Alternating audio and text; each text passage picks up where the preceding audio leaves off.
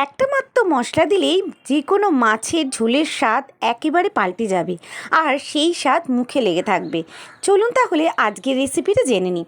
প্রথমে কড়াইয়ের মধ্যে দিয়ে ভেজে নিলাম, ভালো করে ভেজে নেব। তারপরে এই মশলাটাকে গুঁড়ো করতে হবে। আর ভিডিওটা পুরো দেখতে থাকুন, আমি মশলাটার নাম অবশ্যই বলে দিচ্ছি। আর এটা এত স্বাদ বাড়াবে মাছের যে সবাই বলবে কিভাবে এত স্বাদ করেছো। তো এবারে কড়াইয়ের মধ্যে দিয়ে দিয়েছি সর্ষের তেল, আর সর্ষের তেলে দিয়ে দিয়েছিলাম একটুখানি নুন। সর্ষের তেল গরম হয়ে ধোঁয়া ছাড়লে দিয়ে দিলাম কেটে নুন হলুদ মাখিয়ে রাখা চারা মাছগুলো। আজকে আমি চারা মাছ দিয়ে করছি, আপনারা এইটা যে কোনো মাছ দিয়ে কিন্তু করতে পারেন, বিশেষ করে রুই কাতলা বা চারাপোনা বাটা। তো এবারে মাছগুলোকে ভালো করে ভাজবো, যেহেতু চারা মাছ তো একটু ভালো করে ভেজে নেব। লাল হয়ে গেলে মাছগুলোকে তুলে নেব কড়াই থেকে।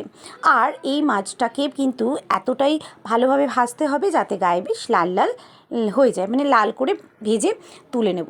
কড়াইয়ের মধ্যে তেলটা, মাছ ভাজার তেলের মধ্যেই দিয়ে দিলাম একটুখানি তেজপাতা, আর দিয়ে দেবো একটুখানি জিরে ফোড়ন। এই যে তেজপাতাটা দিয়ে দিলাম, জিরে ফোড়ন দিয়ে দিলাম, এরপর দিয়েও পেঁয়াজ কুচিটাকে দিয়েও কিন্তু ভালো করে ভেজে নেব, হালকা লাল হয়ে যাবে।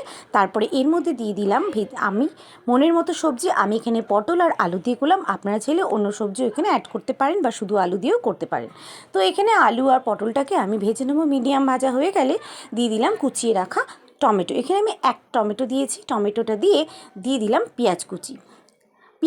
পেঁয়াজ বাটাটাকে দিয়েও ভালো করে ভেজে নেবো। দিয়ে দিলাম একটুখানি হলুদের গুঁড়ো, দিয়ে দিলাম জিরে গুঁড়ো, ধনে গুঁড়ো আর নুন, তার সঙ্গে একটু লঙ্কা গুঁড়ো। এখানে কাঁচা লঙ্কা দিলে লঙ্কার গুঁড়োর পরিমাণটা কম দেবেন, বা শুধু কাঁচা লঙ্কা বাটা দিয়েও কিন্তু রান্নাটা খুব মজা হয়। ভালো করে মশলাগুলোকে কষিয়ে নেব। আর দিয়ে দেবো একটুখানি চিনি, যাতে সুন্দর একটা স্বাদ আসে। চিনি দেবো এখানে 2-4 দানা চিনি দিলে কিন্তু এখানে স্বাদটা খুব সুন্দর হয়। যে কোনো রান্নায় চিনি কিন্তু খুব সামান্য পরিমাণ 2-4 দানা দিলেই হয়ে যায়। এবারে দিয়ে দিলাম যেই মশলাটা করে রেখেছিলাম। এখানে আমি কামিনী চাল বা গোবিন্দভোগ চাল 1 চামচ আর জিরে দিয়েছিলাম 1 চামচ। ভালো করে কড়াইয়ের মধ্যে শুকনো খোলায় নেড়েছিলাম, যেটা আমি প্রথমেই দেখিয়ে দিয়েছি ভিডিও শুরুতে। তারপরে ওইটাকে গুঁড়ো করে নিয়েছিলাম, আপনারা মিক্সিতে বা শিলনোড়ায় বেটে নিতে পারেন। তারপরে ওই মশলাটাই ছড়িয়ে দিলাম গ্রেভিটা, মানে মাছটা যখন কষাচ্ছি তখন, তাতে সুন্দর একটা ফ্লেভার আসে। এই ফ্লেভারটা কিন্তু খুবই ভালো লাগে, আর মাছের ঝোলের থিকনেসও বাড়ায় আর স্বাদও বাড়ায়। পাতলা ট্যালট্যালে ঝোল একেবারেই হবে না, থিকনেসটা বাড়াবে আর ফ্লেভারটাও দুর্দান্ত আসবে, আর মাছের ঝোলের স্বাদ পুরো পাল্টে যাবে, যেটার জন্য লোকে বারবার আপনাকে জিজ্ঞেস করবে কিভাবে করেছেন। আর এই সিক্রেট মশলাটা আপনারা যে কোনো মাছের ঝোলে দিতে পারেন, এতে কিন্তু দুর্দান্ত স্বাদ আসে।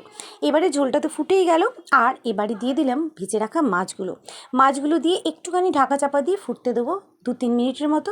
মাছগুলো ফুটলে আলুগুলো যে সেদ্ধ তো আগেই হয়ে গেছিলো, আর কষানোর সঙ্গেই পটল আর আলু সেদ্ধ হয়ে গেছিলো।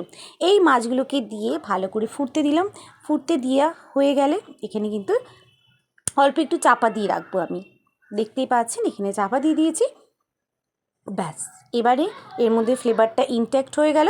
এবারে এর মধ্যে দিয়ে দেবো যেই মশলাটা আরেকটুখানি ছিল, অল্প অর্ধেকটা দিয়েছিলাম কষানোর সময়, অর্ধেকটা ওপরে ছড়িয়ে দিলাম।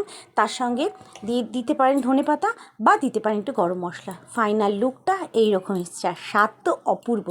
অবশ্যই বাড়িতে ট্রাই করে আমাকে জানাবেন কেমন লাগলো। ভালো লাগলে সাবস্ক্রাইব করে পাশে থাকবেন। গরম ভাতের সঙ্গে অবশ্যই পরিবেশন করুন, প্রত্যেকের খুব পছন্দ হবে। আজ মতো বাই অ্যান্ড টেক কেয়ার।